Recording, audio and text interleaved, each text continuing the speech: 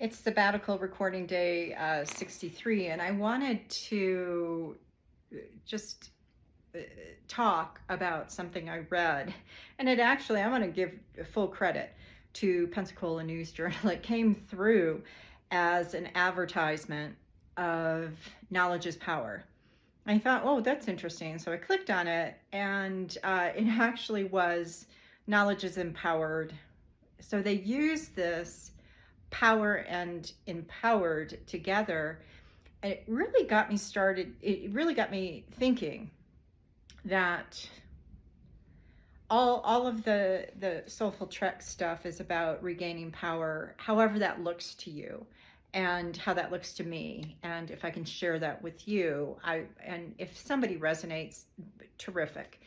If not, I'm able to get it out of my head onto video. And so using these words, power and empowered, you are empowered to do what you want. You have the power to change some things within, I keep on saying, your span of control. And so I really want to think about being empowered. What does that mean?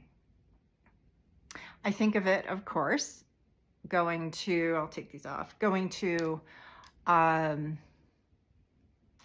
employees. That goes back, way back, concept, empower your employees to do something. So in the hospitality industry, especially when I was frontline supervisors, how do you empower people to make decisions, and how far does that go? Years and years and years later, 35 years later, I think, well, let me start with this. Let me start with just being a human. Let me step away from the title. And I would do it very differently. Not that I want to go back and do supervisory at the front desk level. I was going to say at the frontline level. By the way, I have always said if I went back into industry, what I'd love to do is be an executive housekeeper. I would, because I have to say, talking about empowered, there are so many things in that position that really help a hotel succeed the way it needs to, because you are empowering people to do a great job. And that is, I mean, just the basic thing in the hotel business. So, but I want us to think about that for a minute. Knowledge is power, right? And we've used that over and over. Knowledge is power only if you use it to the greater benefit of you, to wherever your knowledge needs to go, to disseminate out. But to be empowered and to empower others leads to trust. Uh-oh, I hear it. There's a message in there, isn't there? I do believe there is.